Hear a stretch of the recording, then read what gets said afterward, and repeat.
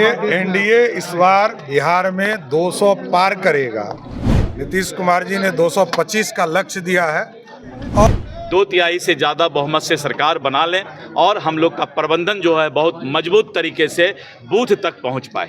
तो गरीबों के लिए और मध्यम वर्ग के रसोई से लेके जेब तक के भार को काफ़ी कम प्रधानमंत्री जी किए हैं। और जीएसटी में जो रेट घटाया गया है मोदी जी की द्वारा, उसके बारे में जानकारी उनसे देखेंगे कि वो सही रेट में दे रहे हैं कि नहीं दे रहे हैं। नमस्कार, मैं हूं सिद्धि सिंह और आप देख रहे हैं फर्स्ट बिहार झारखंड। इस वक्त हम मौजूद हैं भाजपा के प्रदेश कार्यालय में और आज यहां पर एक उद्घाटन किया गया है, जिस उद्घाटन में प्रदेश अध्यक्ष डॉक्टर दिलीप जायसवाल, उप मुख्यमंत्री सम्राट चौधरी, केंद्रीय मंत्री नित्यानंद राय उपस्थित थे।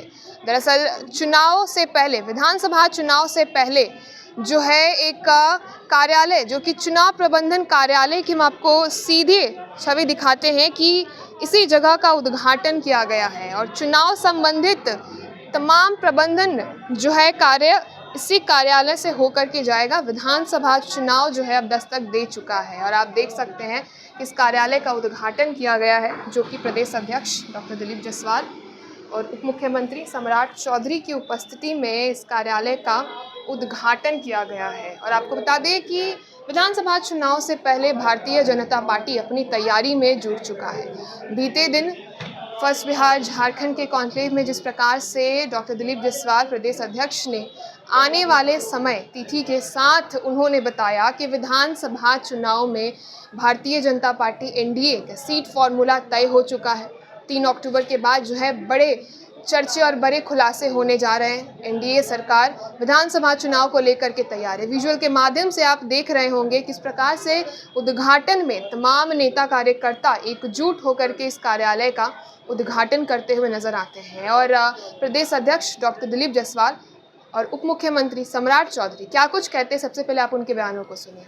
और हम लोगों ने आज से वार रूम के रूप में इस चुनावी प्रबंधन कार्यालय का शुरुआत कर रहे हैं और अभी से लेके विधानसभा चुनाव तक एक एक चीज़ का प्रबंधन और विभिन्न विभाग जो बना है उनके द्वारा किया जाएगा, जिससे कि हम आसानी से 2/3 से ज़्यादा बहुमत से सरकार बना लें और हम लोग का प्रबंधन जो है बहुत मजबूत तरीके से बूथ तक पहुंच पाए। सम्राट जी, आज बेहद खास दिन भी है, चुनाव प्रबंधन की शुरुआत कर रहे हैं और जीएसटी की भी एक तरीके से नए तरह से। देखिए, एनडीए इस बार बिहार में 200 पार करेगा। नीतीश कुमार जी ने 225 का लक्ष्य दिया है और इस बार फिर से बीजेपी, जेडीयू और एनडीए के लोग 200 पार करेंगे। जो 2010 का रिकॉर्ड था उसको भी तोड़ेंगे। आज भारत में देश के यशस्वी प्रधानमंत्री नरेंद्र मोदी जी के नेतृत्व में जीएसटी उत्सव मनाने का काम आज शुरू हो रहा है। हम लोग एक एक दुकानदार से मिलेंगे और आग्रह भी करेंगे, उनको एक गुलाब का फूल देंगे और जीएसटी में जो रेट घटाया गया है मोदी जी की द्वारा, उसके बारे में जानकारी उनसे देखेंगे कि वो सही रेट में दे रहे हैं कि नहीं दे रहे हैं। आम लोगों को लाभ मिले, इस उत्सव को मनाना है और प्रत्येक परिवार में कैसे पैसा बचाया जाए इस नवरात्रा में, इसकी चर्चा जरूर करें।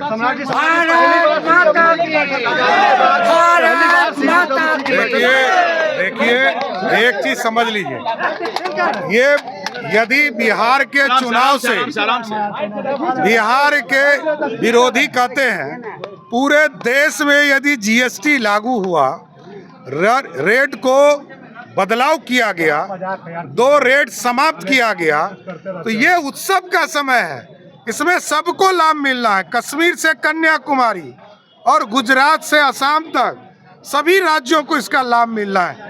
इसलिए यहाँ तो 6-6 महीना में चुनाव होता है और मोदी जी तो 2-2 महीने पे सब खुशखबरी देते हैं। तो आपने सुना किस प्रकार से उन्होंने जीएसटी रिफॉर्म पर भी अपनी बात रखी। देखिए, एक तरफ कार्यालय का उद्घाटन किया गया, चुनाव प्रबंधन कार्यालय का, लेकिन दूसरी तरफ आज नरेंद्र मोदी केंद्र सरकार की तरफ से और बिहार के लिए एक बहुत ही बड़ी बात हो जाती है, क्योंकि प्रधानमंत्री नरेंद्र मोदी की तरफ से जीएसटी रिफॉर्म, जिस प्रकार से टैक्स स्लैब में बदलाव किया गया था, आज उसकी शुरुआत होने जा रही है। आज से जीएसटी रिफॉर्म टैक्स स्लैब बदलाव के साथ जो है लागू होने जा रहा है। उसी पर भारत देश को धन्यवाद देते हुए और बिहार वासियों के लिए अपनी बात रखते हुए रोजमर्रे की ज़िंदगी में किस प्रकार से आम जनता पर ये टैक्स रिफॉर्म का एक गहरा प्रभाव पड़ेगा और एक बहुत ही बड़ी खुशी उपलब्धि के रूप में देखी जाएगी, इस पर भी चर्चा करते हुए नजर आते हैं उप मुख्यमंत्री सम्राट चौधरी, साथ ही प्रदेश अध्यक्ष दिलीप जायसवाल। अब हम आपको सुनवाते हैं केंद्रीय मंत्री नित्यानंद राय का बयान कि जो रोजमर्रे की चीजें हैं, यानी कि आम व्यक्ति के जीवन में जो दैनिक उपयोग की है या अधिक उपयोग की है जीवन के लिए, ऐसी सारी चीजें सस्ती हो और सामान्य जीवन में जो उपयोग होने वाली चीजें हैं वह सरल से उपलब्ध भी हो और सस्ती भी हो। तो गरीबों के लिए और मध्यम वर्ग के रसोई से लेके जेब तक के भार को काफ़ी कम प्रधानमंत्री जी किए हैं और इसका असर इतना है कि चीज़ें सस्ती होगी और इतनी सस्ती होगी कि लोग के खरीदने के लिए काफ़ी ही सस्ते दर पर मिलेगी। तो यह आम आदमी के लिए ही है, आम आदमी के लिए ही यह राहत है और गरीबों के लिए और मध्यम वर्ग के लिए तो बहुत ही बड़ी राहत है।